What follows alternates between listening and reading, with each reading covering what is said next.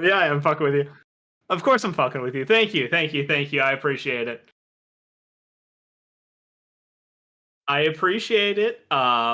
It felt like for a while there, it was just every week it was gonna happen. So why not just roll with the punches? But no, no. Happy to be here, man. Happy to be here and healthy. Big topic of the show today.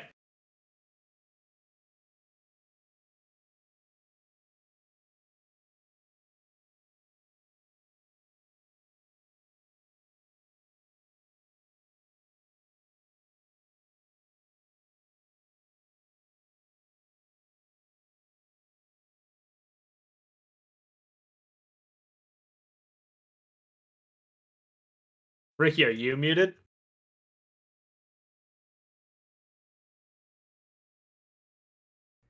There we go. Can you You guys hear were. me now? Can you guys hear me now? This time it was my issue. You know what it was? You know what it was? What's up, everyone? Ricky Widmer, Dave Oster. Um, what it was is I had We to are switch. professionals. No. It's not that at all. I had to switch over from on OBS from sports to entertainment for when Soapy and I did the Game Awards. Yes. And when Yes. I log into OBS to switch back over, for some reason, my OBS just doesn't pick up my mic right away. It's like this weird, like if you look in the device, it looks like binary, like Huh. 1.00.12 like I'm like, what the Interesting. hell I is don't know this? enough about that shit to tell you why it's that I way. just know I got to switch it. That's all I got to do. I also forgot to do something else, but I will do that mid show as I might sound a little quiet. I did not boost up my microphone, so I will do that while Dave is talking. But yeah, we got a jam-packed show talking Zion, talking trades. We're talking Bulls. Before we get into everything, though, the whole spiel at the beginning. Join the Discord. Link down below in the description. It is truly the greatest community in the universe. If you want to support us, either patreon.com/MVP vids, or you can become a channel member today. Those links also down below. And then also hit that like, that sub button, that notification bell, everything to stay tuned with MVP. Also comment down below if you're watching this after the fact. But Dave, let's start with Da Bulls. So let's just get that out of the way. I'm going to ask you, before I go through my plethora of tweets that I have from Casey Johnson, I want to ask you the simplest of questions. Sure. We have 10 players decimated with COVID, sitting at home with no symptoms. And Vaccinations.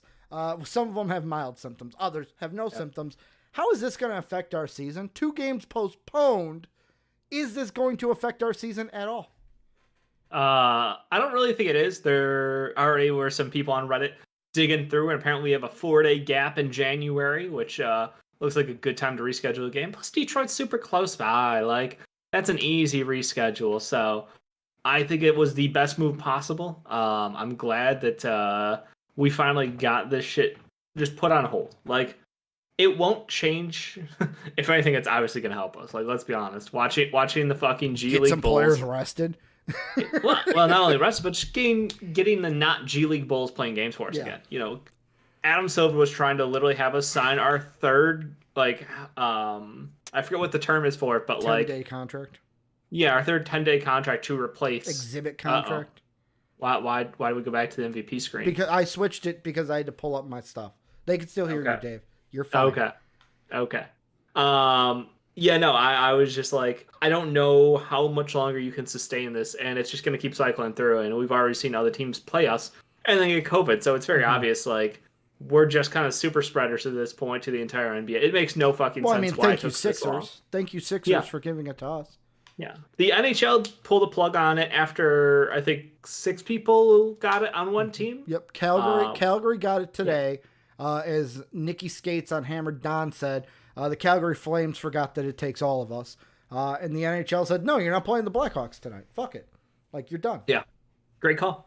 I wish that our commissioner was more decisive, and it didn't require the Chicago Health and Public Safety to get involved in order for us to be put on hold.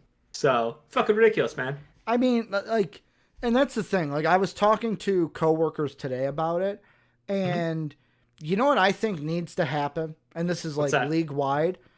Why did we ever go... Like, I get we've got vaccinations out there and stuff. Yeah. Why did we ever go away from the, like, all right, you're on the road. You stay in the team hotel unless it's a team activity. You're not why did we go away from that? Adam Silver. Freedom, I'm man. sorry, Adolf Silver. No. Jake's, hatred of Adam Silver has definitely corrupted me at times. But basically all the Sixer fans getting up and hot and bothered about this situation. The Bulls can get the time, to get their team back together, but we didn't when we had to dress Mike Muscala, who was hurt, just to play a game. I'm like, well, that wasn't all COVID. Your injury-prone ass team had injuries. Yeah. You had 4 cases of COVID. I mean, 4 cases of COVID, not 10 cases of COVID. Yeah, an entire team. But, the thing that I don't get is I know the reason. It's this goes away from basketball too, but it's the freedom part of it of you're infringing on my freedom. Well, I'm sorry. I want to contain this thing. If that means you do your job, you go to the hotel, you're there on team business, that's what you're there to do. I'm sorry. That's what you're there to do. You know what I'm saying? You're there to play a basketball game, not go to a bar, not go out to eat. But you can't. The whole thing. I don't know. It is Bill brings up. I'm assuming someone doesn't want to risk losing money and pausing the entire season. I agree. Well, I'm not saying pause never the season. Happening. But no. But as far as infringing on players' freedoms, basically anything he does is going to have people calling for that. Basically, so there is the whole point is he is not trying to be hands-on at all. He wants to let people do whatever they want to do. Yeah, he's going by state rules. He is playing the game of this is not the NBA's rules. This is your state or country's rules. As we're going to find the impact from Canada shortly. That's the other thing. I fucking hate that and this is yet again away from basketball, but I hate that we've gotten to the fucking point that the whole well, you're infringing on my freedoms is more important than so you don't care about anyone else but yourself. That Correct. To me should be you're a shitbag person. You want to go out and not just be in let's say I'm a Trailblazer, I'm in Boston. You're on team business. Be there for team business. When did that become the whole thing of I need freedom instead of hey, I'm here for business. I care about everyone else. I'm gonna do what's right to keep everyone safe, not just myself. We're in America. I get that, but it just infuriates me. No. It just infuriates me. I get it, Dave. I get it. It just infuriates me. It can make you angry. It's not going to change. It's not going to change. I know. That's the thing. Yeah. That's what infuriates me. I honestly was I was kind of rooting for another bubble. To be honest with you, wouldn't happen. I'd be fine with a bubble. Because obviously the money's not there. But I'd be fine with a bubble. Yeah, we had a short discussion in Discord earlier today about the bubble being an option, and I got a lot of hate. I said it was the purest form of basketball. It was. Players played better. Their life was get up, go play ball, go back to the hotel. You can hang out in your own free space, but there's not a whole lot else around. It's just basketball 24/7, and it was awesome. Plus, I would say it was more entertaining because the team that it wasn't just the favorite's going to go all the way. We had a team like the Miami Heat, which wasn't expected. Yeah, I know there were things of injuries and stuff in there. Yeah. The Nets were decimated by injuries. They didn't have their big three. But to me, I felt the games were better because that's why I love college basketball when we get to March Madness. March Madness is not about the best team winning the championship. March Madness is about creating as much chaos as possible and letting Cinderella and the underdog kind of rule the day. Yeah, and I agree. I think the one thing it made very clear was that, hey, home court advantage means a lot. Having fans in stands means a lot. There's enough shooting numbers out there to show how much people are affected by that and how much worse shooters are when they have to go through that. So it's very interesting to see, what will happen for Adam Silver. I think that his plan going forward is, hey, if we hit X number, and the city pushes, sure. But we're not going to do any stoppages on our own. Yeah. We're going to let people play. The numbers in America are spiking everywhere. So this is not a, just an NBA problem. So I'm kind of expecting, by March or May, hey, maybe they're right. Maybe we'll be herd immune by that point, sadly. Maybe Vucevic is right. Well, and the thing that I will say is I got the 3 tweets here. These are all from Casey Johnson about the Bulls outbreak. This was before the Cleveland game. He tweeted out Donovan via Zoom saying this could speak to vaccination. We've got a lot of guys sitting at home with no symptoms. Bulls are fully vaccinated. Boosters have been offered to all players and staff members. He quote tweeted that and said, was told at least 2 players were completely shocked when they were called and told they tested positive. They felt fine and continue to feel fine. Donovan said some players do have mild symptoms. And then today or yesterday tweeted out, late Saturday, Nikola Vucevic said most players have received booster shots. Bulls also are fully vaccinated as of early November. Donovan said some players are asymptomatic. And then Casey Johnson left it with a line that I think is very true. This could be a bumpy winter for the league.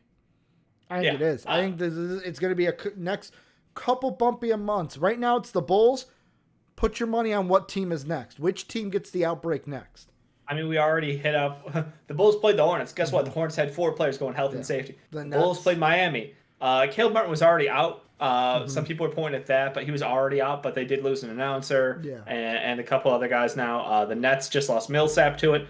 I expect this to be the daily news. It's who is getting brought up every 24 hours. We'll have new names.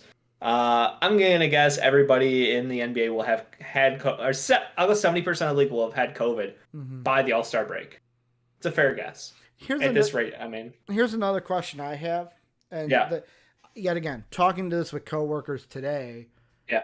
Why was there such a to me, I'm calling it a stigmatism. It might not be that, but like it's a stigma. Stigmatism is the thing with your eye.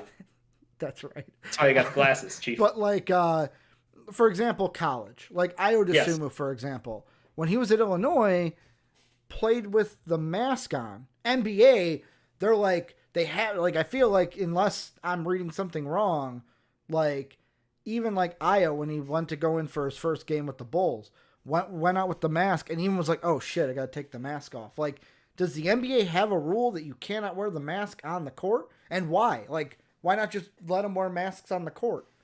It does not have a rule that prohibits that, no. But at the same time, I don't think the Players Union has signed off on anything saying that they would want to. And I think it's if any player wants to, they could.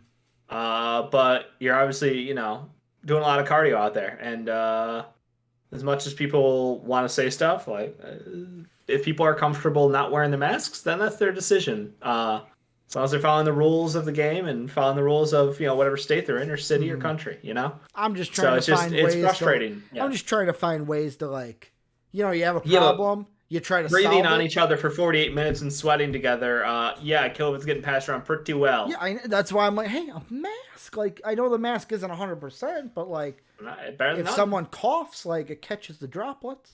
That's what I've been told. Nothing, Ricky. That's what I've been told. Yeah. But no, I mean, hey, we're not doctors here. We're just trying to toss out. I'm not a doctor. That's why I'm going to use this analogy. Dave, you're an old man. I am. Congratulations. In this analogy, you're an old man. You're shitting your pants. Right. You're shitting your pants uncontrollably. You going to wear a diaper or not wear a diaper? I'll wear that fucking diaper. I don't want to shit all over myself. Yeah, I was going to say, I'm not sure. I want to contain it. I want to contain it, not shit over everything, and then people got to clean it. Like, it's central. Yeah. Like, that I know that's like totally out of left field, but it's that is a disgusting analogy. I mean, thank you. We're not doctors. Like, hey, you're gonna wear a diaper if you're shitting uncontrollably. Why not wear a mask on the court? I mean, I'm just trying to solve this issue that is obviously we are the wrong people to solve this issue. I believe a lot of people in this country are the wrong people, but they keep spewing what they think. It don't stop them. It don't stop them. Dave, the next thing I want to talk about with you, I want to bring up, you brought this to my attention. I don't know much about it. I'm going to let you take the wheel with this one. Sure. Zion's lazy? Zion is fat and lazy. It's an addition. Zion was already fat, and we knew that because it's been reported so many times. But now there are talks coming out, there are rumors coming out about how Zion is also lazy. And, there was talks about him falling asleep in film sessions and taking off, some workout stuff that he should have been doing for rehab and him not doing it. Lots of people are starting to attack Zion, and it's getting kind of interesting down there in New Orleans. I think that, the situation is like we all want to see a healthy Zion dominate the NBA. He's still a child. He's 21. He put up like a 29 points per game season last year. Yeah. An incredible efficiency, and we know what he can do when healthy, and that's the tip of the iceberg. We haven't even seen, what he could look like when he's like 24, 25. And we hope to see him healthy to do that, but this is some seriously concerning shit when you hear work ethic issues, you hear things about him basically getting a free pass by the organization to do whatever you want because we don't have the fucking power to stop you because guess what? He holds all the cards. He got his bag of money already for being like the number one face of the NBA for a year. He got his Jordan money. He got his 2K money. Like, the guy is loaded. Is there a motivation problem there? Obviously the food thing is there, and everybody talks about how he can't, not eat and whatever. He's having problems keeping himself. Here's the thing, though, and I don't mean to cut you off. And this is the thing I think about is problems like these usually when they don't just come out of nowhere, like they develop. Like I don't know if it's this developed after college or maybe he had it in college, but the thing that I'm thinking about is, do we have to basically just go, Coach K, man, what you were able to do, maybe it was Coach K that was like, Zion might be a guy, I don't know Zion, but maybe he's the guy. I need that coach to be on my ass every day. Hey, you got to do this, you got to do this, you got to do this. Like, keep the checklist for him because like you said, he is still a kid.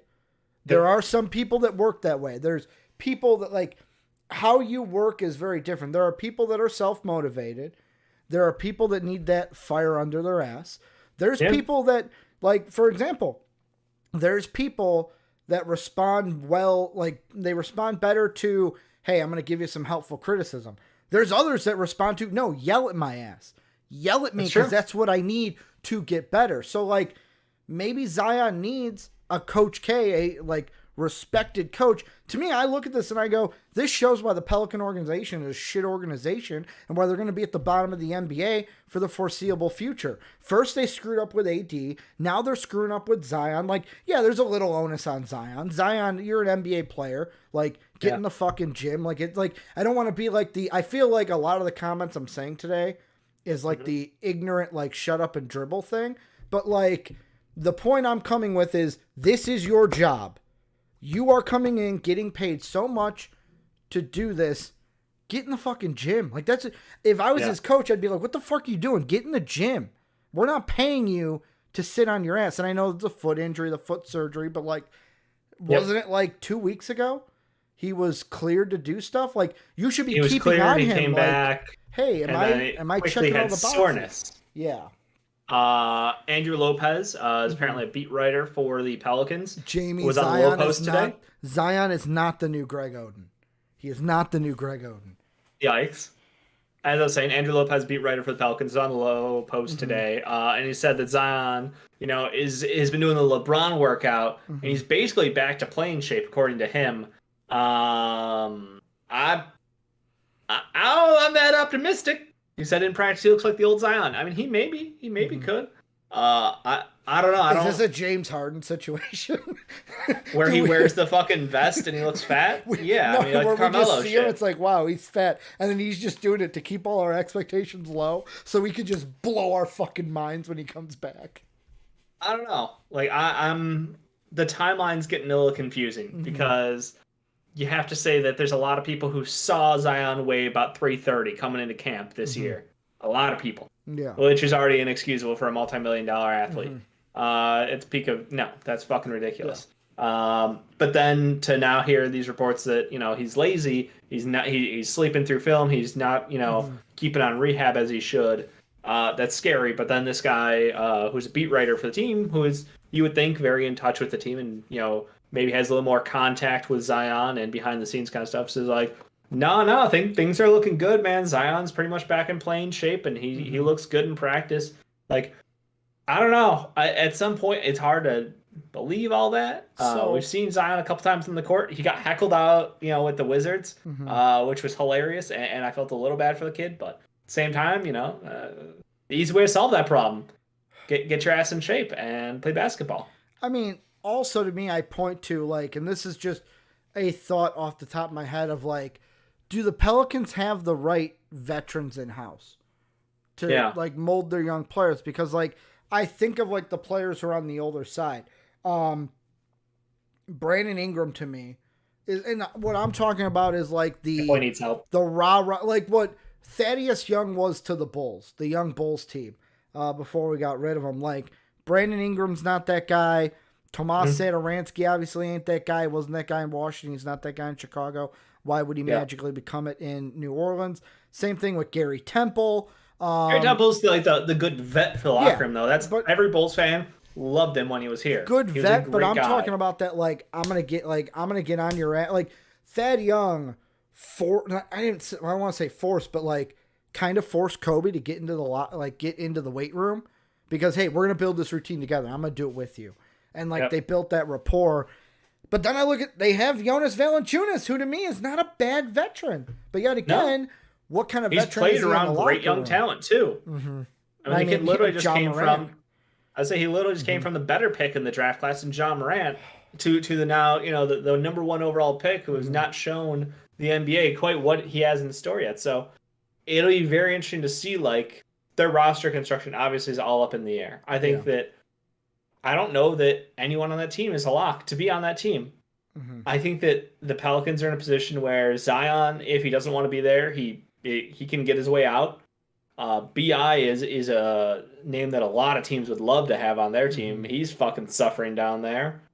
But I mean, you literally just you thought you rebuilt, you thought you got all the assets for AD. You moved on from Drew, you got more picks, you got picks on picks. Yeah. And this looks like a fucking pathetic team right now. Mm-hmm. So I'm when your bright spot, on the team is Herb Jones coming in as an undrafted free agent rookie. Well, I don't know. The other thing that like this pops into my head, I think that a lot of us, even like myself, might have taken for granted when we were talking about Zion in the draft process was we looked at Duke. We looked how they didn't have many problems, like personally and stuff.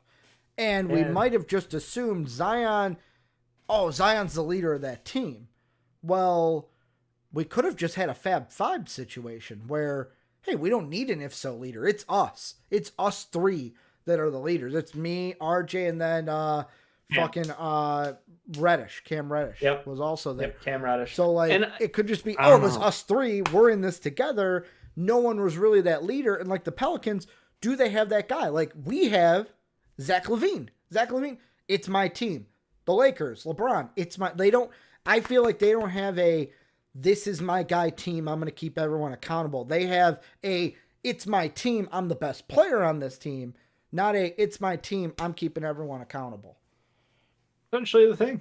Bill brings up from Discord, he had brought up, did the NBA fans spoil Zion, during the draft process, basically get the next LeBron? He was number one, literally from game one at Duke. Mm-hmm. Like people forget that RJ was number one in that class.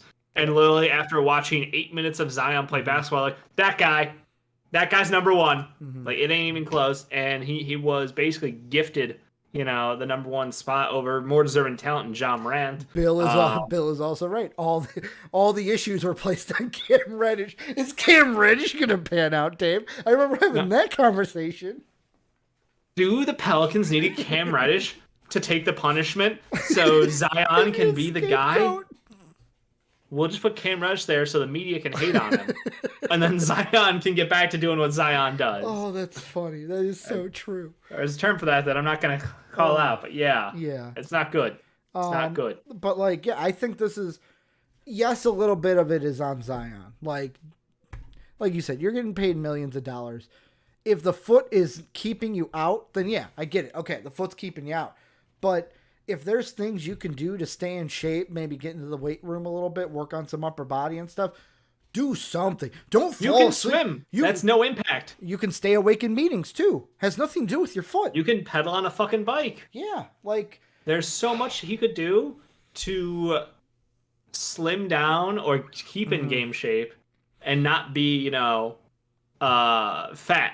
Yeah. But he is, and that's I'm not gonna say Zion. I love Zion. I I'm do not too. gonna say that he is, because I was also one of those that he's gonna be the next LeBron. So I'm not gonna You be were. like, I'm not You gonna be did the say it. guy.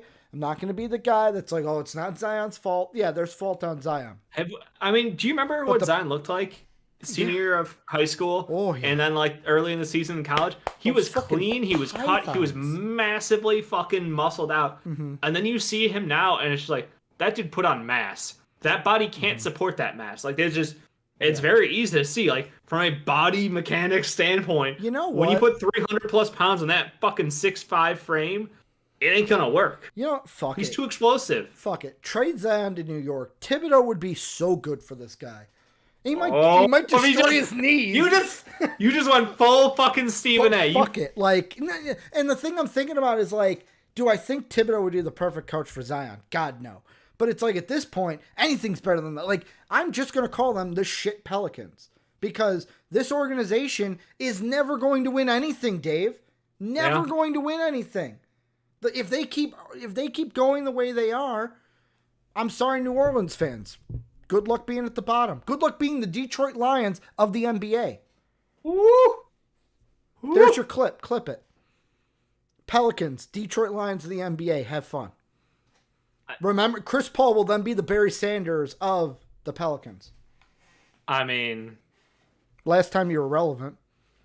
Dang. I mean, AD was in there too, but Chris Paul, last time you were really relevant. Yeah, it was like AD got carried by Drew Holiday, Rajon Rondo to the playoffs. Boogie to bring him to the playoffs. He had Boogie for half a season. Like, I don't know. It's bad. I don't disagree that the team needs to blow it up, but it's like there's not much there to blow up when you think about it. Because you got BI and you got Zion, and then what else do you have that's valuable?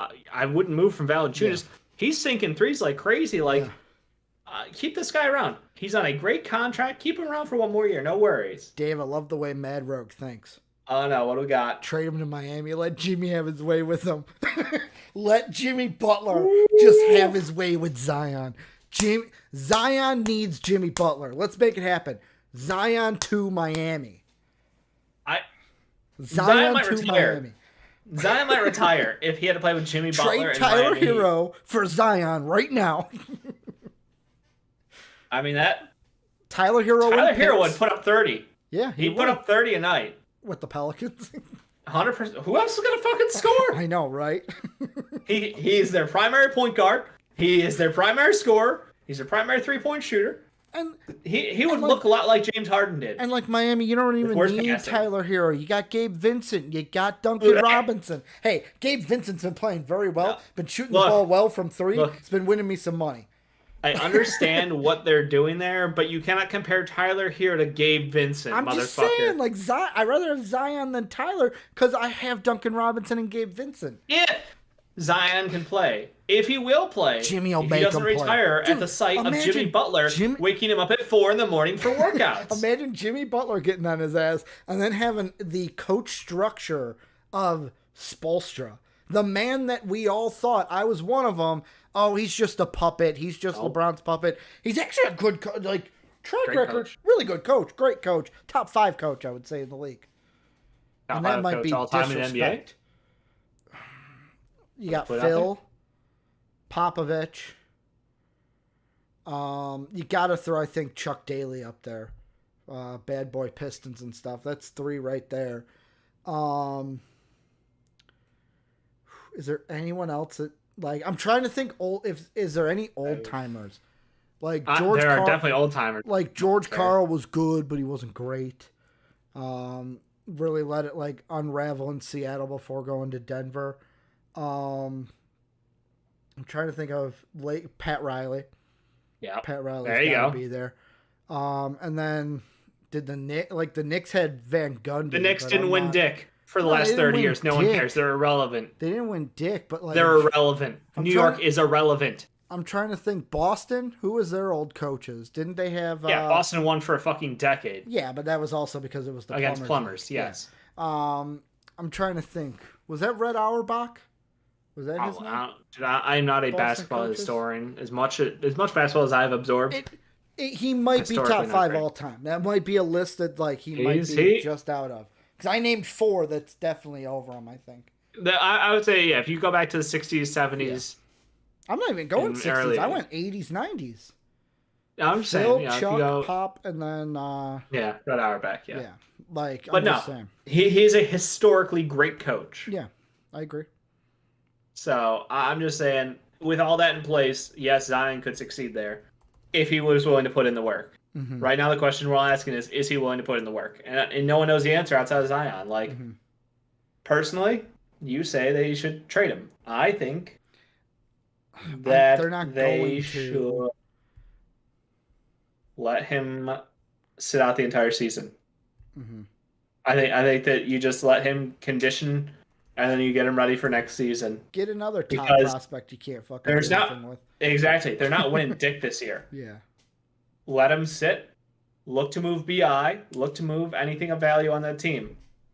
You guys should be in full rebuild mode around Zion. If they could land a top pick this year, and then multiple pick, like they have multiple picks, like they could, in theory, reshape this roster pretty quickly around Zion Williamson with a lot of top picks. And they have plenty of picks and pieces they could move. Josh Hart's super attractive to a lot of teams.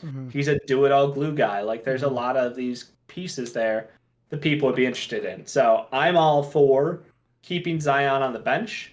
If he's not healthy, he's not healthy. Don't push him. And he has until next fall to play basketball. And if he's not playing then trade his ass. But you set yourself up for a tanking team, a top pick, and multiple picks this year in what is a loaded fucking class. Yeah. So I got a question for you before we go on into trade talk. Is if the Pelicans are in the top 3, does the NBA rig it to put them at 1? Have your choice between Paolo and Chet. Pair one of those guys up with Zion because that's good for ratings, Dave. I mean, I already told you the nickname. Part of me's like Chet and Zion, man. Give me Fat Boy Slim. Fat Boy Slim. How do you not run a front court of Fat Boy Slim? I am just saying, it's meant to be. Oh. They're perfect for each other. It's meant to be. Let it happen. If I'm the NBA, am I rigging things? Yes, absolutely. I'm always rigging things. There's nothing to not rig. Yes. You know, you're not going to reward the fucking Rockets. You know, you're not going to reward Detroit again. Yeah. You know who the NBA will probably should reward? Not the Thunder. No, Orlando. Yeah, that'd be great. Decimated with injury with the Isaac thing. One or two. Let them have Paolo or Chet. I mean, the Magic are fun to watch. Are they a good team? No, but they're fun to watch. They're up and coming. I agree. The Pelicans, I do feel like the NBA will just give them, hey, here you go. Here's another It feels like a gift again, yeah. Especially if they let Zion sit. How long are they going to prop up the fucking Pelicans? Can we just say move the Pelicans to fucking Seattle already and get it over with? I agree. Just get it over Nobody fucking watches them down there. You're a bad team. You're a bad run organization. At least you'll have fans that love you in office. Seattle. Wait, what was that in Seattle? You'll have fans that at least love you in Seattle because you're the Supersonics. That's what I'm saying. Like, I don't know why this has just turned. I hate everything about New Orleans Pelicans, but fucking take away their team. But also, you got to call them the Supersonics, not just the Sonics. Yeah, obviously. Obviously. Like, that's got to be the thing. They have an arena out there. You can share the arena that the NHL team's in. That's why it was built. to bring back the Sonics. Yes, absolutely was. They just got a hockey team first. Yes. They paid for a hockey team so they could get back the Supersonics right. That's some 200 IQ shit there. They can show the league. See, people love sports up here. It's not just coffee and rain. They're gonna get the Supersonics back eventually. Now, should the New Orleans Pelicans have to relocate? I don't know. I'm just saying you're a shit-run organization with a shit front office, and maybe you don't deserve it. Maybe. I totally agree. I never want to be a team that, I never want to be a fan of a team that got taken away from a town that has to feel awful. But at the same time, do y'all deserve them? I'm my ass. I love how both you and I started it. Now both of us are like full on heel against the Pelicans. I don't know why. It just feels right today. Oh, both of us have just become full on heels. But Dave, the last thing we're going to talk about is NBA trade news. Thing I want to start about is you brought it up. We're getting close to the 15th, which is Wednesday. Had to look at my little date down there to see where we are at. And that means players' deadlines are going to be gone. You can now trade players. Everybody who signed over the summer, yep. There's some names that could be Do I have rumors for you? You do. The thing I wanted to start with first was the big one that dropped on Friday. Sure. Of the Pacers rebuilding. They're going all in on the rebuild, Dave. Where do they go? Where does Domantas Sabonis go? Because I think he gets traded. Wow. I think everybody thinks Domantas Sabonis should be traded because he's too hot fucking take, good. Right? Hot take. Real hot take. Shams tweeted out a series of tweets today about trades. And I mean a lot of trades. Shams was basically just writing all the trade shit today. It was. He posted on The Athletic. He just a bunch of stuff around it. So initially it was, yes, obviously the Pacers are totally in rebuild mode. We will trade everything. Obviously they can't trade Malcolm Brogdon due to him re-signing an extension. Same thing with TJ McConnell. Both signed extensions during the year, so therefore they're ineligible to be traded until after the trade deadline. Yep. Unfortunate for them because both those guys would be wanted around the league and pretty highly coveted. But there are already talks about, listen to this. Again, of course, the hottest name in the world is Ben Simmons, so you have to surround everything around the young socialite. Yep. The Knicks, the Lakers, the Timberwolves, the Blazers, the Kings, the Pacers, and the Cavs are all interested in Philly's fucking point guard. Now, the fact that this is all being clouded around here, on their own, I think that there's no one-to-one deal that gets done. I feel like this is a multi-team deal. So when you hear all those team names, you look at the Pacers and go like, everyone wants to work with them. Everyone will want to work with the Pacers because the Pacers have the most pieces to move. They've got contracts everywhere across the fucking range. They, Sabonis and Turner both have good value contracts. They've got Karis LeVert, if you want to believe in that. They have TJ Warren, who I think he wants to be there long term. I don't know why I don't have any faith, like value-wise. He hasn't played a game of basketball in a couple of years. Since the bubble, right? He technically came back for like 3 games and then got hurt again. Yeah, pretty much. Supernova in the bubble, and it's like, oh, I'm hurt again. Yeah. So, like, I don't think he has much value around the league as much as he does internal to the team, but literally everyone on that team can be traded outside of the couple we mentioned. So the Pacers seem to be the hot spot. But we have already heard rumors saying, oh, well, you know, certain teams don't want to deal with them like the King. The Kings don't want Sabonis. And I'm like, nobody asked. Nobody asked. Nobody asked you. Okay. But then that tweet was quickly deleted. So I don't know, like Kings and the Pacers and the good old 76ers work out a 3-team deal. Yeah, they could. They all got the pieces there. Well, it's just Daryl Morey's delusional fucking value versus what in reality it will come down to. So in a 3-team deal with the Pacers or with the 76ers, is Sabonis going to the Sixers then? No. Good. Okay. And that's the thing is, you wouldn't expect him to go to the Sixers because he has no fit on that team. I like that then. So I'm going to add a third team into this deal.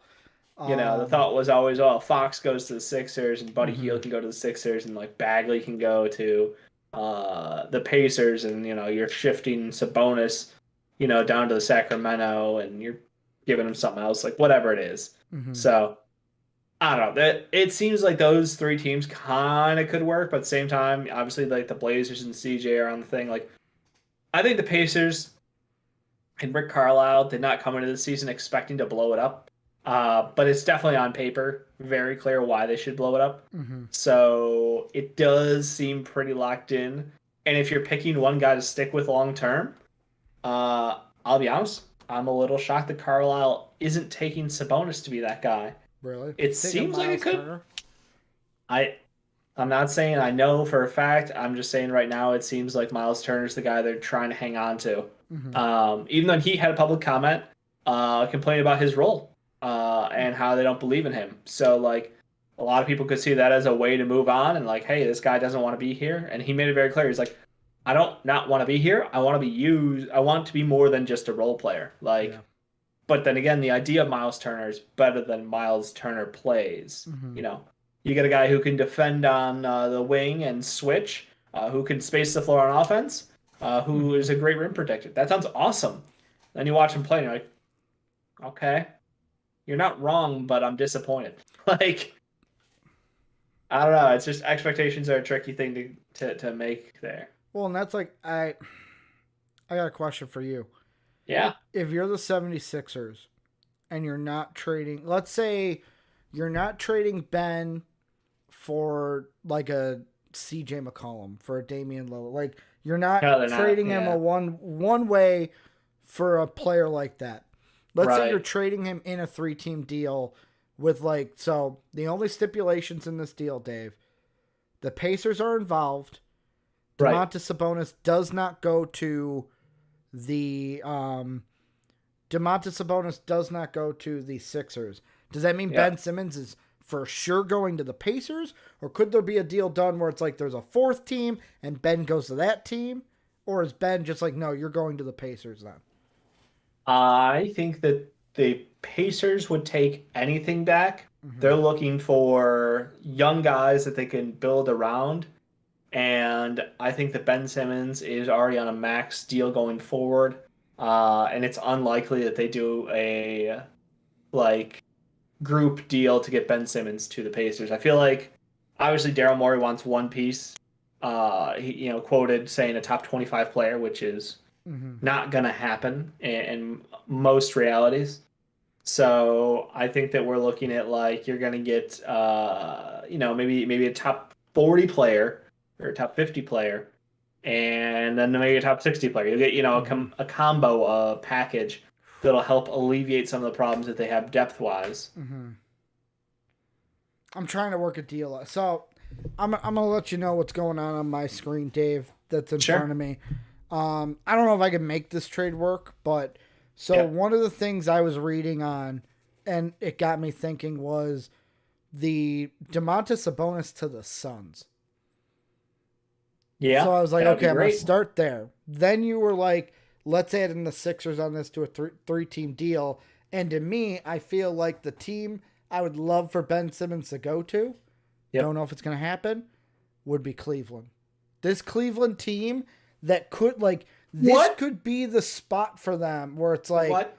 Then the reason why I say that is a lot of people, especially in like the betting world, like betting Twitter and stuff, Hmm. there was such a movement, Dave, today that we went to bed with Cleveland to make the playoffs at Yeah. minus 110. By Okay. the time we woke up this morning, Yep. minus 150. That's how many people bet on it. There was a huge Wow. movement overnight to bet on the Cavs just to make the playoffs. So to me, I look at that and I go, obviously Cleveland wants to make the playoffs. Your point guard is injured. This isn't 2K. Let me trade like the things I'm working Well, with here is like no, their shooting guard is injured. That's their their shooting shooting guard guard. is injured. They got 2 point guards. DeMontis would obviously go to Phoenix. Ben Simmons would obviously go to Cleveland. Since this isn't 2K, do they send like a Kevin Love and a Sexton over to Indiana? And then, okay, how do we make the rest of this work? Because, like, my problem is with this, what do the Sixers get out of this? Do any of Yeah. these teams have anybody that the Sixers would want and would be of value to fucking trade Ben Simmons? Or is it just get Ben Simmons out of here? No, they need value. We're at a Mm-hmm. point where we're in Embiid's prime. He's healthy, relatively. Yep. And you only have a couple of years of that. So you can't afford to waste a season with either. I mean, Sexton for Simmons would basically be null. Neither one's helping you this year. Mm-hmm. No point.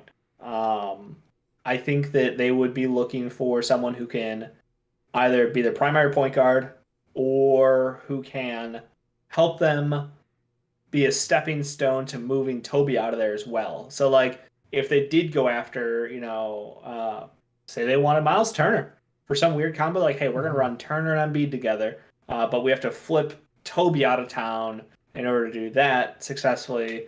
And that's why I point back like my default.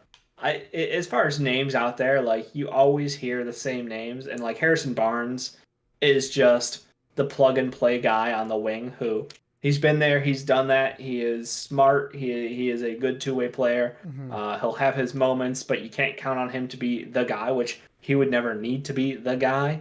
So it's like you start to see, but like can Daryl Morey puzzle piece together multiple trades? One piece to the Pacers, one piece over to this the Kings, and then also like maybe something happening somewhere else. Like I don't know. It's asking a lot of a front office, and especially Daryl Morey, someone who publicly is saying some of the most outrageous shit in the world. Yeah. But at the same time, he knows like, hey, Ben Simmons is as a player. Generational talent? Question mark. What's up? Generation? Do you put him in the No, generational? not generationally. Okay. He's very good defensively. Incredible. He probably is, a top 3 defender in the NBA period. 1 through 5, he does everything, which is great. The problem is that in the playoffs, you can't count on him to stay on the court unless he fixes his shooting. And then you have to add in the asterisk of like his mental health. And then you have to add in the asterisk of I think there's a rumor going on right now that he's not vaccinated either. So that also could eliminate some teams available. So with all of that, and especially with the shit going on in Canada, like, okay, non-vaccinated players can't even go to Canada. So if you're playing a team in the East, nope. Nope. Can't have that shit come playoff time. So I don't. There's just a lot of these hurdles for him to overcome. But even knowing all that about Ben Simmons, he's still, I think, much higher rated by NBA front offices than he is by a lot of the conversation that people like you and I and blog boys and writers kind of have. So like he's definitely got value to him, but I mean it's just such a problem trying to find any team desperate enough to trade for him to take on that fucking rat's nest of problems. And that's why the default answer is always this: the Sacramento Kings are the easiest team to point at because they're a shit show organization in past years, but I feel like they've kind of turned the corner. So I don't know though, but if you're struggling, I can toss out some more names that are also. I'm working. I will have a 4-team deal by the end of this. This is the only deal I'm working out. What's another name you want to go to? Well, again, Shams dropping. Teams believe Atlanta is seeking a first-round draft pick for Cam Reddish.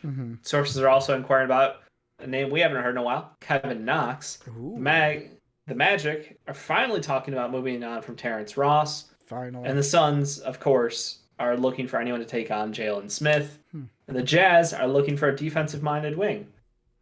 Within that statement, Jazz, just give the fucking Hawks a fucking first-round pick and get over with. Like, what? Yeah. Why are we having a conversation here? This solves that problem. Like, what? It's I wanted to say Trey Murphy, but that's the kid from Virginia. Troy Murphy. Is on the DeAndre Pelicans. Hunter. That's what I was thinking of. Like kid from Virginia who plays defense and shoots threes. Or what we thought. Like that's the sticker. The sticker we put on him out of the. But like, there's him. There's Cam Reddish. Like, would Herter count as defense? I haven't really focused on Herter's defense. Herter's a much better offensive player than defensive player. That's what I was thinking. No, I mean it's. The problem is the Hawks had like this string of injuries for their wings, so like they got uber desperate. But I mean, it's very clear they don't want to pay to keep Cam around. So and Cam has yet to prove that he's star level talent, but at the same time, like there's no way he's not getting like a minimum of 15 mil to 18 mil a year. That's a starting point for that conversation for a team. So you're gonna pay up. Yeah, I don't know. It's just there's a lot of these like nice pieces moving around that you could hear other teams be interested in. Like, I think Terrence Ross, we talked about last year, makes a lot of sense for a lot of teams. Is that scoring guard off the bench who can kind of take over the offensive load for somebody, much like Derrick Rose did last year for the Knicks in the playoffs. I think T. Ross can provide that same sizzle to another team this year, but it just comes down to like the question of the price and what the value is there, because the Magic obviously aren't trying to win. Well, they're not winning anything this year. This is all about just exposure for the young talent. So if they can get a young guy back, sure, why not? If they have to eat a bad contract for it, they better get a pick, though. I don't know. Jalen Smith, we already chalked up, should just be Thaddeus Young, and it should be Jalen Smith in a first for Thaddeus Young. I have Jalen Smith in this trade. I don't know if this trade is good, Dave. It's probably not. It's a 4-team trade, so they're probably never good. Which team would you like to hear first? Pacers, Suns, Sixers, or Cavs? Suns. Suns get Sabonis. That's all you're getting. Like, picks, I haven't put picks in here. People out there, divvy up the picks however you want. I'm not getting into that. So they just get Sabonis. Yep. The Sixers get Ricky Rubio and Colin Sexton. Now, the Colin Sexton thing doesn't help this year, but it's like, all right, we're going to get 2 guys in the backcourt. Obviously, I'm trying to sign them, like re-sign them. You got to re-sign Rubio because Rubio's up this year. Yeah, but I think Rubio on a and fucking so is playoff Colin team, Sexton. Yeah. They're both up this obviously, year. This is a little bit of a gamble of like, we're going to hope they want to be here because, playoff team. And Rubio probably be like, finally a home that I can find that's like not Minnesota. Yeah. And then the Cavaliers get Ben Simmons and Shake Milton. And then the Pacers get crap. I'm going to be honest. I didn't know who to throw their way. So, like, I threw cap guys like Alfred Payton, Dario Saric, Dylan Windler, and Jalen Smith. And they're just going to get picks. Like, they're probably going to just get, like, at least a pick or two to, like, make it worth it. But, like, I don't even know if this trade is good. It works, Dave. It works. I don't know if the Pacers probably don't want that. The Sixers would take back Sexton. That's the only problem. Would I love to see a lineup? Back Sexton? The Sixers, I don't think the Sixers would want to have Sexton on the roster. Okay. I almost wanted Mikal Bridges to go over to the Sixers, but the Suns are not trading him. Yeah, and I mean the Sixers already shit the bed once with that option, so don't give them the opportunity to do it twice. But that's my shit 4-team deal. That's problematic at best. An interesting name that I've seen float around. Marvin Bagley, is he getting moved? Like we mentioned the Kings. Buddy Hield and Bagley were tossed out again for Ben Simmons. It's like, hey, would you guys want, one can shoot 10 threes a game and hit him at a good clip. And the other one is Marvin Bagley, who could play basketball. We don't know. I mean, hey. We didn't try. Luke Walton didn't try. Yeah. Luke Walton decided not to try, Dave. He's just like, you know what? I think both those guys are definitely available and ready to be moved. It's just we don't know until they're willing to throw in one of their 3 guards. You don't see a deal happening there. That's the problem. So obviously a lot of teams are interested in Fox, especially the Sixers. Davion Mitchell has garnered some interest, and Halliburton would be great on any team. So John does bring up a good point. Says Sixers are not doing a deal without a player under contract till 2023 and an unprotected first-round pick.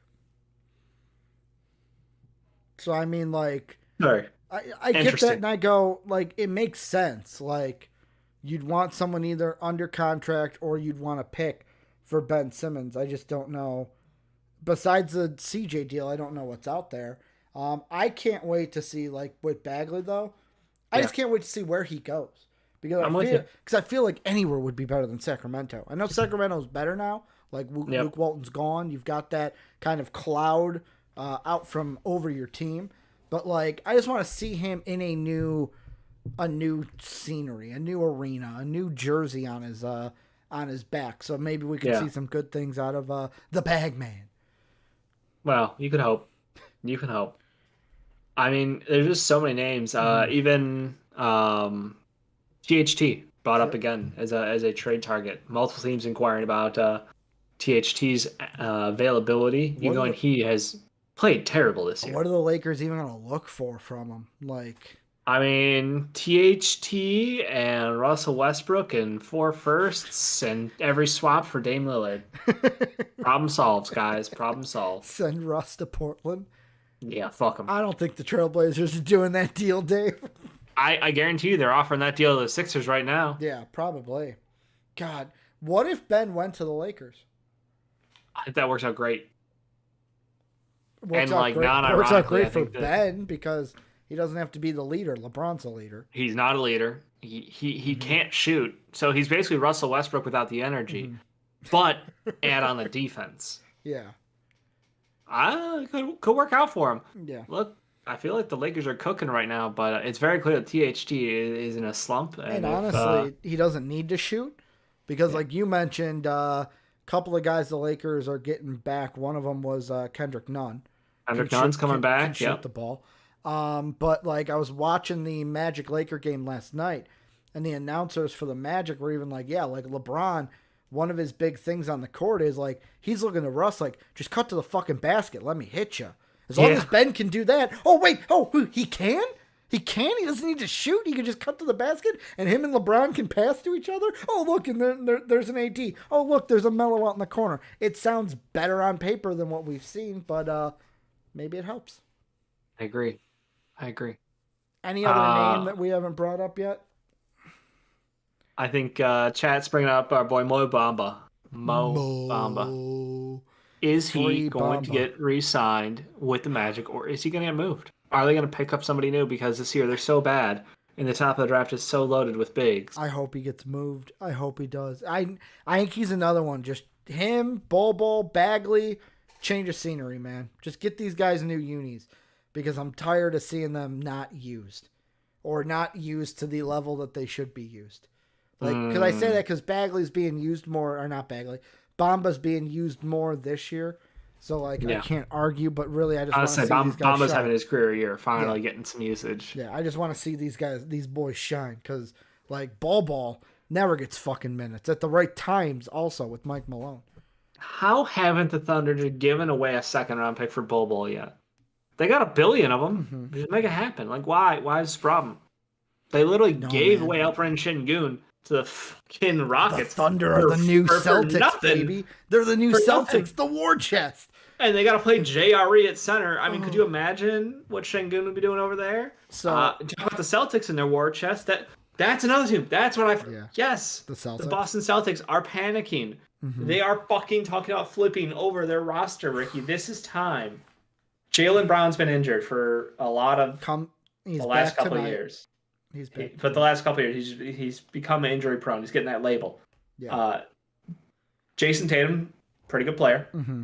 Robert Williams, pretty good player. Mm-hmm. He's okay. He's above average. Time Lord doing good this year.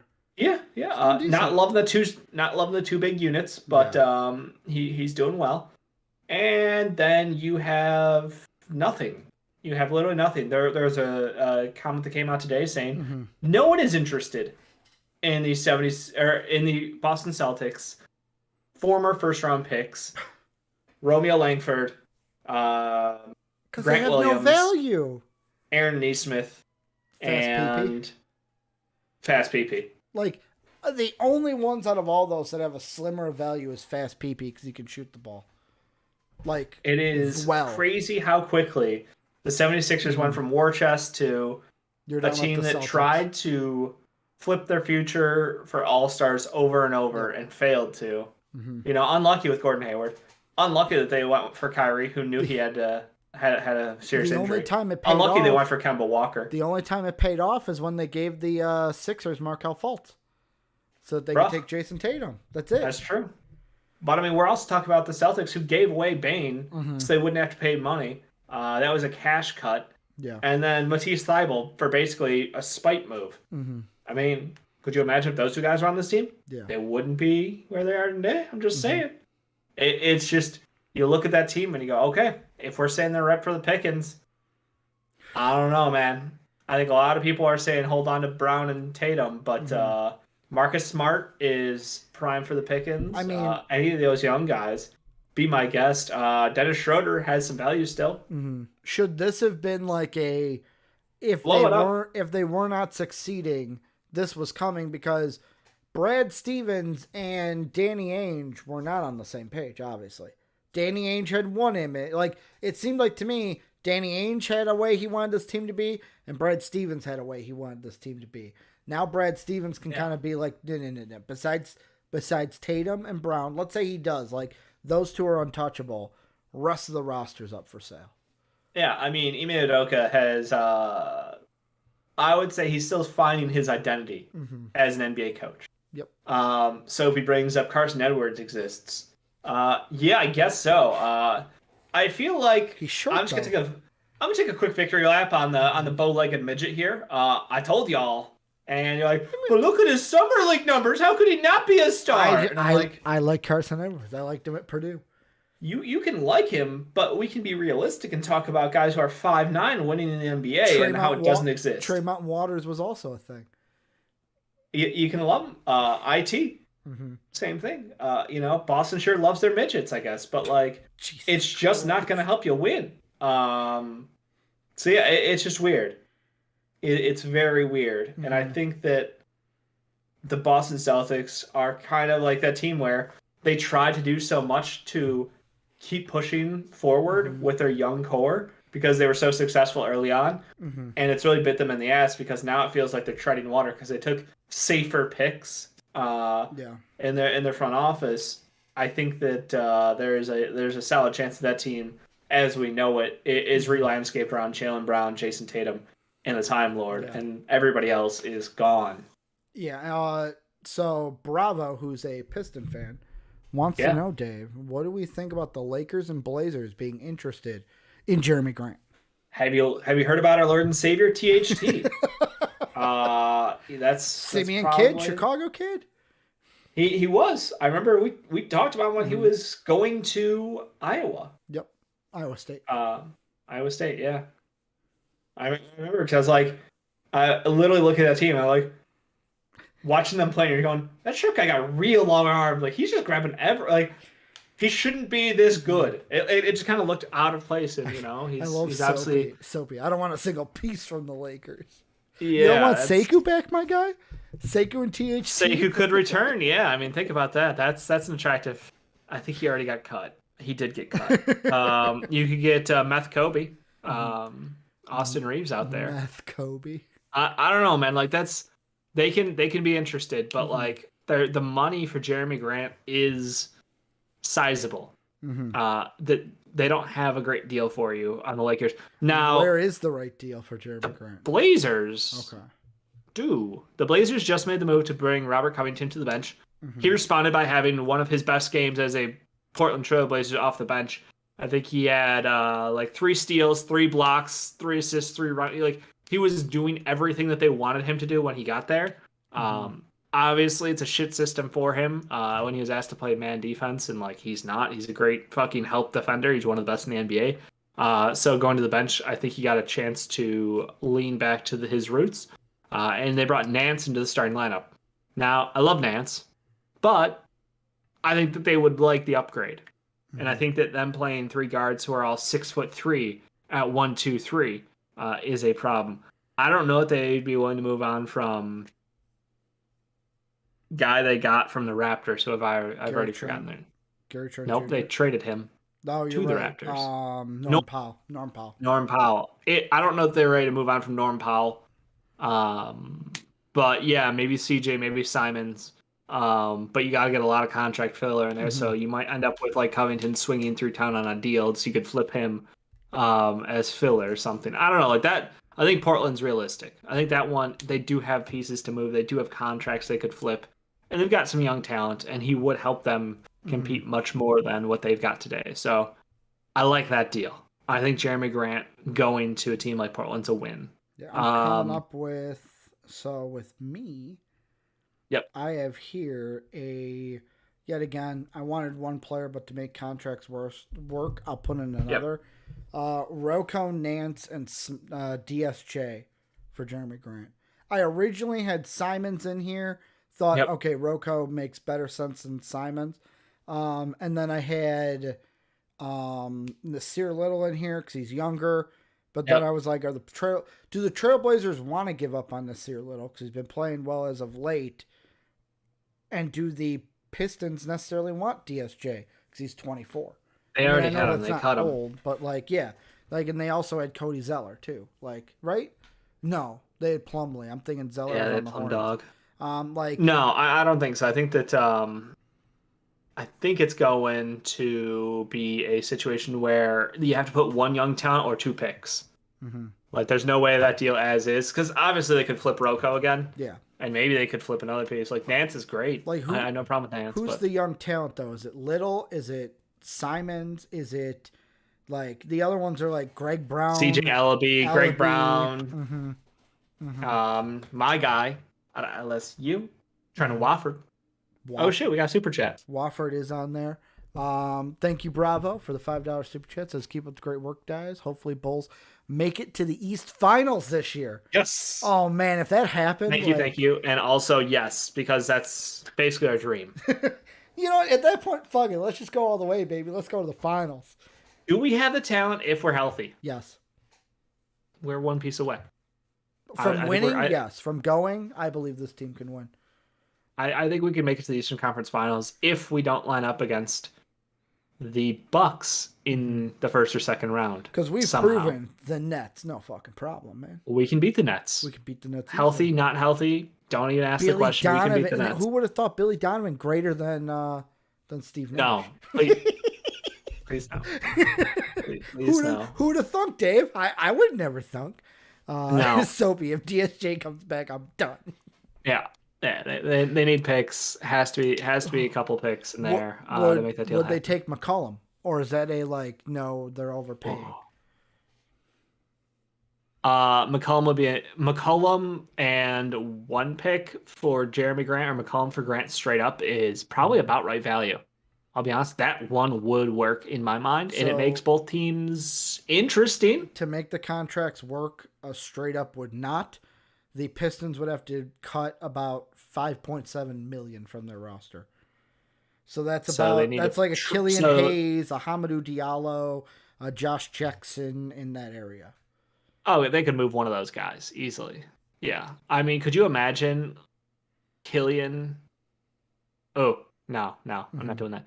I'm thinking I'm reading chat and my brain's getting fumbled. Soapy's saying get Greg Brown to the Pistons. Bro, you already have Hamidou Diallo. What do you need Greg Brown for? What? So what are you trying to do? We don't break the fucking rims? CJ. Break the backboards? Is that the plan? Jeremy Grant and Josh Jackson work for CJ McCollum, by the way. Great deal. Why don't the Pistons need CJ? Is it because Killian Hayes and Cade? Is that the reason? I don't understand why you would pass up on CJ.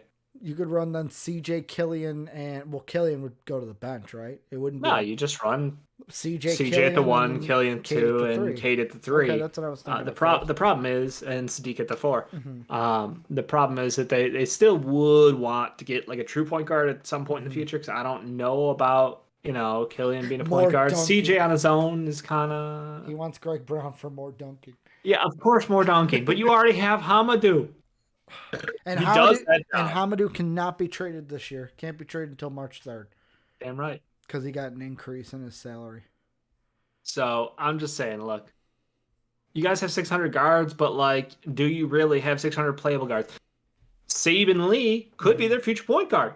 He could be the guy. He could be. I talked him up a lot, and now he's playing well, and now I'm happy for him. But is he their starting point guard? I don't know. Mm-hmm. I think Killian's got this year to figure it out. And if not, he's being Frank Ntilikina. He is on the team and he will get some minutes, but he is no longer, the guy anymore for them. So Dave, is the answer just so simple then? If he doesn't want a guard, is the answer simple to where, hey, we're just gonna work out a trade here real quick. I gotta add. You guys need Ben Simmons. Dave, I'm getting Ben Simmons, Jeremy Grant. I'm getting there. How much would Jake hate us and other Sixers fans? Mm-hmm. Fuck it, we're throwing him in there. Monk picks could also be involved, but a Jeremy Grant, Josh Jackson, and Corey Joseph. Bring Toby back to the Pistons, baby. Tobias Harris back to the Pistons. I throw up in my mouth there. Sixers throw you some picks too. Toby, come on home. Please stop. Come on home, man. Please stop. Sophie's gonna be like, I'm done. I never want to speak to Ricky again. He's gonna log out. He's just done with us. No, I think look, we've talked it's fun though. We've got a lot of teams that are all moving pieces, or all could move pieces. Dave, the Discord, Jake hated me for this. I will ask you. I'll hear it. There was a trade that was floated out about a week or two ago about Jeremy Grant going to the Bulls. Yeah. Am I wrong for not wanting a Jeremy Grant and wanting to target a Harrison Barnes from the Kings? Am I wrong to be I don't know if I want Jeremy Grant on this Bulls team? Barnes is probably going to be cheaper value-wise. He is already at that point where he's good with being a role player. Yeah. A high-end, very high-end starting role player with upside, whereas Grant already took this step to go, I want to be a guy on a team. I don't want to be a role player, so I would worry about his motivation and his how bought in would he be for a chance to compete for a championship, Mm-hmm. because he literally took the same amount of money to go play in Detroit and be the guy instead of coming back and being a Yeah. role player on the Nuggets. So, like, Yeah. I don't know. I would lean Barnes. I would lean Barnes, That's what I yes. was I thinking. would. Because, like, I remember in the Discord, Jake was like, why wouldn't you want Jeremy Grant? I was like, I'm not giving up all that for Jeremy Grant. I'm sorry. I'd He's rather go good. target They're both good. And they I would both rather target a Harrison Barnes and give up less. Grant can play better defense on Giannis, but Barnes will play better defense on KD. Mm-hmm. Both are problems for us. So, like, you only got enough, stopgaps. Yeah. You can only hope to slow them down as well. You can't stop anybody at the NBA level. Grant for Paul. No. Like, and that was one of the reasons why I didn't want to do that deal. No. Was because the Paul was a part of it. And You they're can like have Kobe White and Alize Johnson. Yeah, they're like, and oh, a first. Like Jake and Retro, like, oh, he's injured. And it's like, I don't care. I don't want to trade Paul. Yeah. I don't want to trade Patrick Williams. Because Patrick Williams right now is where Jeremy Grant was 3 years ago. Mm-hmm. Why would we move on from a rookie-controlled deal? Because of one wrist injury? Yeah, I would move on from a rookie-controlled deal for that. No, no fucking chance. He's already... Yet again, if we make the Eastern Conference Finals, then okay, if the right deal's out there, like, that's the whole thing. We got to, like you've said, with the Bulls, we got to see how the rest of the season goes first. Yeah. Before we can talk about, like, I don't know if the Bulls make a deal at the trade deadline. I don't know if we have to. I think that we look, but if the right deal's not there, we can sit this one out. Kobe is obviously the sign and trade option for the offseason, so we don't have to do anything at the midseason mark. Yep. We're not forced. Our hand isn't being forced because we're just not going to pay him. He's not an unrestricted free agent. We have final say over where he goes during this next offseason. So do you worry about a team basically being like what the Kings did with Zach and being like, oh no, the worst contract in basketball again? No, but like for Kobe, like, haha, pay this, Chicago. Yeah, I mean, look, when the Kings made us pay $20 million a year for Zach, everyone's like, wow, that's such an overpay and the worst contract in basketball. And everyone's like, that's fucking steal. Literally, you're like, that's a fucking steal. Zach's my boy, man. So, like, maybe if it encourages him to play, I don't know. Maybe we could repeat. Yeah. But no, I'm not. I think that we would look to sign and trade Kobe, if anything. Like, if he wants more money than we're willing to pay, sign and trade is the answer. We've already proven we're the best team in the NBA at sign and trades. Yeah. We did 4 of them in one fucking offseason in a matter of a week. And then the NBA got mad. Like, basically got mad and we're like, oh, we got to find something wrong, and couldn't. Show me the proof. They got none. So, give us our second back, bro. What did you find? Where's the proof? Where's the our poop, 2026 Where's second the rounder? Yeah, where's the poop? Where's the poop? No, I just feel like the Pistons will probably get better offers for Grant. I think Barnes is definitely a contested name, but we don't know what we're trying to trade Barnes away from the Kings. At the same time, the Kings are trying to fucking make a push for the playoffs. Like, good point. It doesn't. I don't know. I think as a neutral, like trying to put myself as a neutral NBA fan, I don't see them moving Barnes unless they're able to get back like a Ben Simmons who can elevate the team. And you're not going to do that unless you're moving Toby at the same time. So Daryl Morey has a hell of a job for the next 2.5 months. Yeah. It's been 2.5 months before people are going to bury him. I'd say see what the asking price is for certain Brandon Ingram. For the Bulls? Not for anybody, really. Okay. I just want Brandon Ingram out of New Orleans. We're back to just dropping the fucking BI. bows on New Orleans. Save BI. Save BI. I've been telling all y'all forever. Isaac and OG. I will. Great call outs for names. Isaac is so injury prone. You can't bet on him.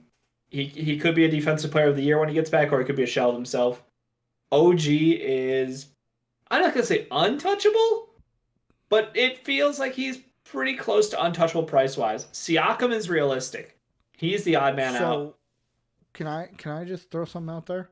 Yeah. Mad Rogue says, I think the Bulls make a deal. This feels like a boomer bust year because of Zach's deal expiring. So they want to secure playoffs to keep Zach happy.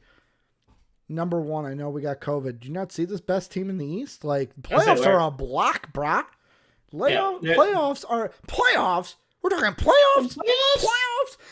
Like I feel like Zach's going nowhere. Zach wants to be here. Yeah. Zach is happy with this team.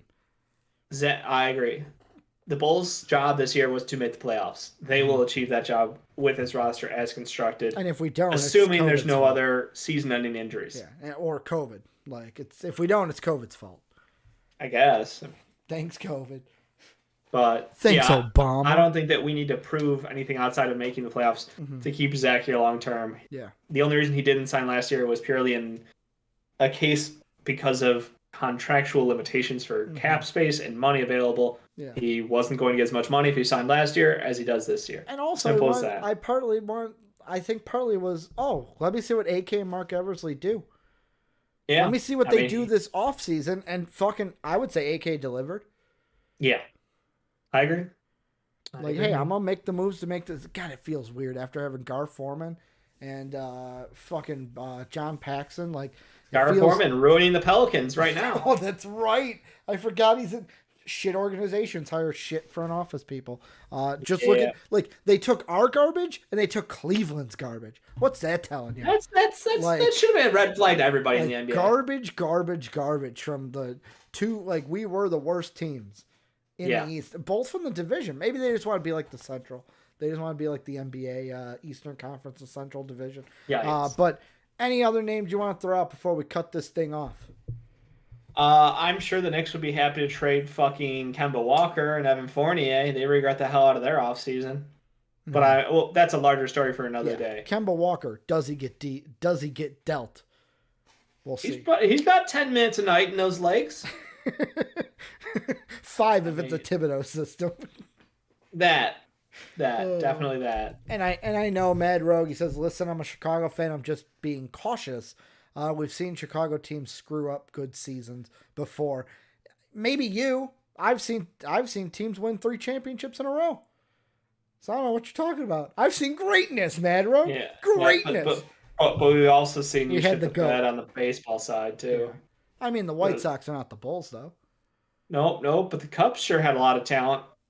Oh, that was like that is a shit. Like, you want to talk about bad ownership? Bad ownership. That is just don't get me started on the Ricketts, Dave. Do not get me started on the Ricketts. Bad ownership. We're going back. Like, oh no, we suck again. That's going to be me talking about the fucking Cubs this upcoming season. If there even is a season, because they're locked out right now. That's can't do anything. But that's going to do it for us. Thank you guys so much. Everyone who was in chat, everyone who was commenting down below, everyone who watches any of this, thank you so much. Even if you came in, watched a little bit, and then went out. Join the Discord if you're not in it already. Link down below in the description is the greatest community in the universe. Forgot to say, Dave and I are not doing rookie rankings tonight. They're the same. Go in Discord, look at the tab. They're all the same. Dave's whiteboard was hints enough. Dave just hitting the hammer over the head. Draft is coming. Not winter. The drafts. And NBA, NFL draft is coming. So stay tuned for that. Make sure if you want to support us, check the links down below, Patreon and channel member, and then also hit that sub button, that like button, that notification bell. If you want to keep in tune with MVP, I know you do. That'll do it for Dave. I'm Ricky. We'll be back next Monday. Have a good day, everybody. Bye.